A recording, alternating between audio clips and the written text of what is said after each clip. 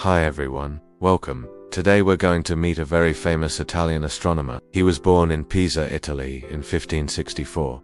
That's right, the year of our Lord 1564. And he died in 1642.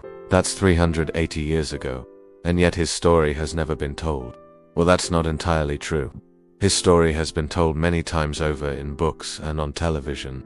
But today I'm going to tell it to you like you've never heard it before. You see, Galileo was born with the gift of imagination.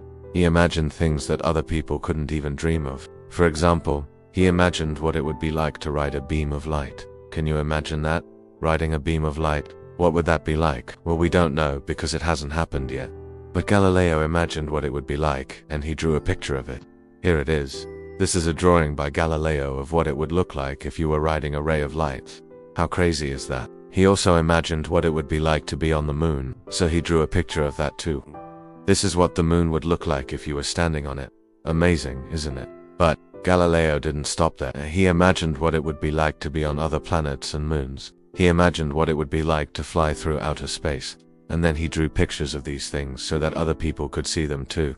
But the most important thing that Galileo did was to build machines that allowed other people to see things that they had never seen before. He built the first telescope that anyone had ever seen. And then he used this telescope to make some very important discoveries. First, he discovered 4 of the most beautiful moons in the solar system. These moons are so beautiful that the Greeks named them after their gods. Io, Europa, Ganymede, and Callisto. Those are the names of the moons. Then he turned his telescope toward the sun and he saw that it was not a perfect sphere. It had spots on it. And then he followed these spots as they moved across the face of the sun.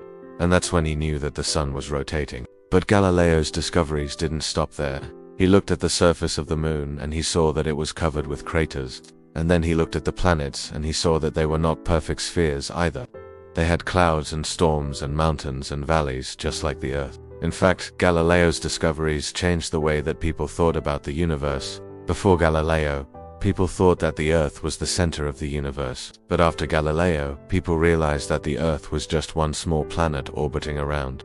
One small star in a vast universe full of other stars and planets and moons. And so the next time you look up into the night sky, remember Galileo and all of the wonderful things that he taught us about the universe. Thank you. History isn't boring. It's full of secrets, shocks, and strange twists. If you love discovering the hidden side of the past, hit that subscribe button.